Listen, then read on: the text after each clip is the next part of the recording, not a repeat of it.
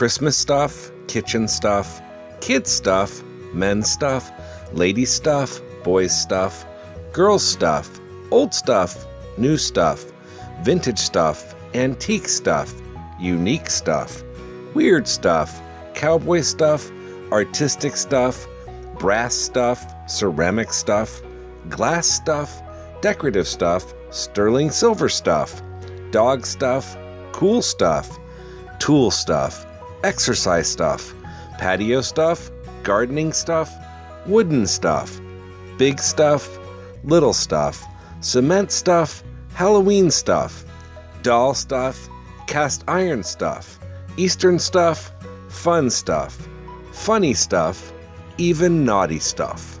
We live in a land and era of abundance. Americans have more stuff today than at any other point in the history of the world.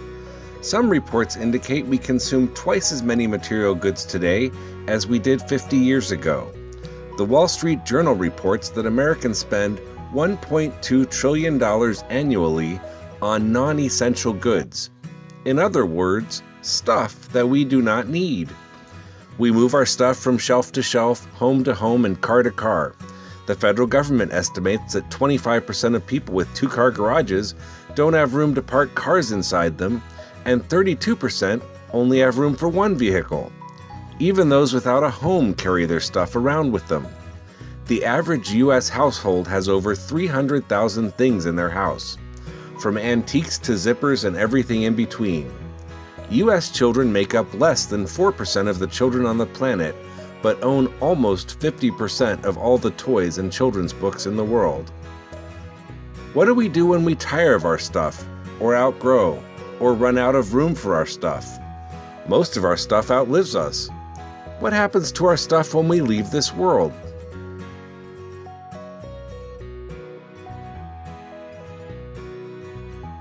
When someone is thinking about using an estate sale company, how should they choose that company?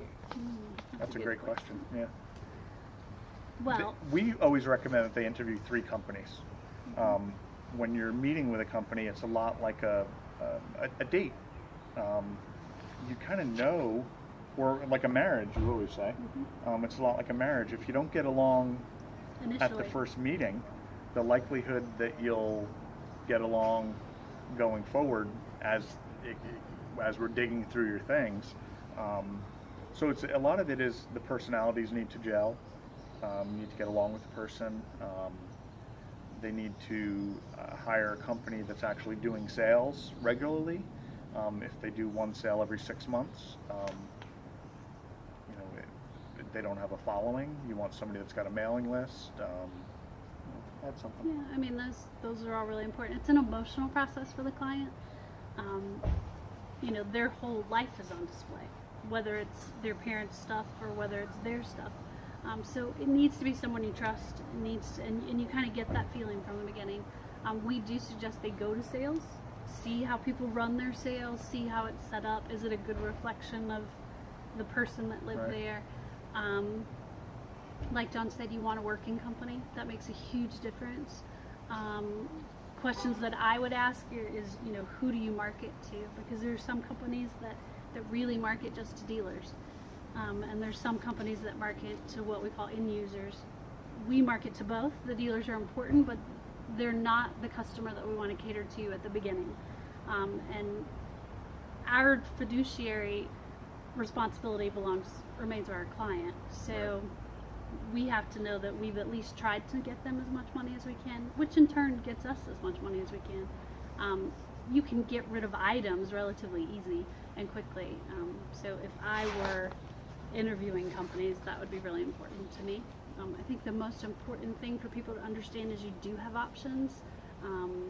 A lot of people, meet with you and they think you're the only game in town, and that's just not the case most of the time. Do your clients tend to believe do they overestimate the value of their stuff or underestimate it? I think it's a mix. It's a mix, but the things that have the most value, they have no idea. So there's things in this home that they might have thrown away, but will bring $200. And then there's things that they think are worth $200 that are worth $12. I think a lot of that too has to do with, depends on what's in the house. People who collected things oftentimes value their collection greater than it's actually worth. Yeah. If an item was marketed for the purpose of collecting, it does not maintain its value. The things that are most collectible were never intended to be collected. So they forget about those things. They just know that they bought Hummels for grandma and they spent $80 a piece on them. Right. So they should naturally be worth $80 or more. Or those gnomes. Yep, They, or the Tom they, Clark gnomes. they did yes. not become valuable. No. Or Beanie Babies. Yeah, anything, if you think about it. I mean, anything that was marketed like that. I read a blog 6 months ago. It said Franklin got the mint and Granny got the shaft, and it's true. And most estate sale companies have a system on the first day. Can you explain your system? Sure. About an hour before the doors open, we put a list out. People sign the list, and then they're let in the house in the order in which they're on the list. So as they come, they write their name, and then Amanda will call the names, and we let 10, 15 people in at a time, and depending on how many people, they all get into the house. They do. Sometimes, they have to wait longer than they want to. Depends on how big the crowd is. We purposely don't put out directional signs on Friday because if you're a new person to estate sales and you don't understand what's going on and you come up and there's this huge crowd there and you don't know what to do, it can be very intimidating. Yeah. So we don't put directional signs out on Friday for that reason because we do have large crowds on Fridays typically. This particular house, we're expecting there should be a large crowd because of the items that are available. What is the hardest part of the job? The making a complete disaster of a room, it's a double-edged sword because it's the hardest part and it's also the most rewarding. I like vacuuming, for example, because you vacuum, the floor's dirty, and then you vacuum and it's clean, and it's like Ta-da! cause and effect, or effect and cause. And relatively fast. Correct. So to me, sometimes I'll stand in the middle of a room and I'll be like, oh my gosh, how am I going to do this? And it's super overwhelming because like this bedroom back here, for example, the bed, pile on the it was bed. 4 feet tall of just stuff. And I started in a spot and then I worked my way around the bed and then, 2 hours later it was done. So it's the worst part because it's like, oh my gosh, all this stuff. And then the best part is when it's done. I would say John is our secret weapon with staging as well. He is so excellent at staging. It doesn't I'm change okay from at house it. to house though, Yeah. because It's a method. I've got a method that works for Right. me, But- and I've tried to teach it to other people, even you, and I think it's, I don't know. But that also sets you apart from most of the other companies in Raleigh. The way that you stage, Yeah. it's part of your secret. You're right. Yeah, and a lot of that, believe it or not, yes, I wash every dish in the house, but there's a lot of houses we do that I do the kitchen and the dining room, and John does the rest of the house, which is extremely frustrating for him sometimes. Yeah.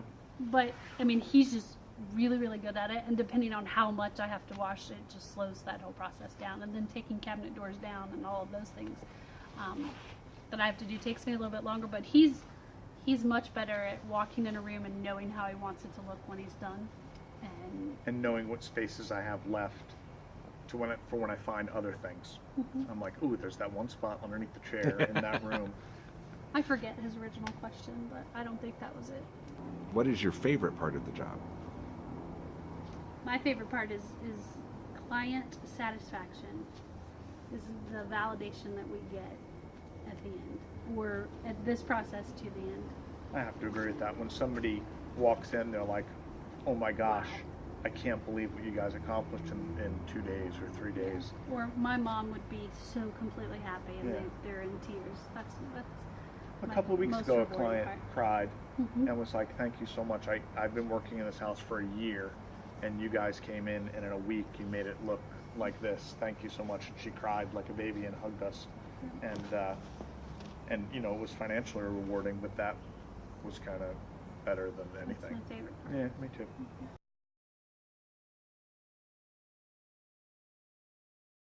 So, what drew you to this kind of work, this line of work? Well, I always loved auctions. I always thought they were a lot of fun. And I found myself kind of in between careers, as many people are at times. And I have a marketing background, so I had always, the auction business is really not about the auction, it's a marketing game. That you're not just marketing the things, but the auction is also entertainment. Yes. People come not just to buy stuff. Many people come just for the entertainment. Right. It shows up in the bottom line. Right. Yeah, it does. Yeah. And Yes. sometimes they get a really good deal. Yeah, so you don't want to be too entertaining. Right. But Right. I think more than anything else, it's the idea of really being able to offer a service to people who don't know what to do at the time. You know, they're in a situation, as far as the sellers go, they're in a situation and they really don't know where to turn, what to do, and so to be able to see their faces light up when you say, let's talk about your options, and they're like, options? I have options. Not just a yard sale. Yeah. And we've seen the advent of like eBay. We lived Right. through eBay coming along and making nothing rare. Right. It's like a giant catalog. Anybody can Yeah. find anything they want. Absolutely nothing is rare anymore. It's just stuff. It really is just stuff.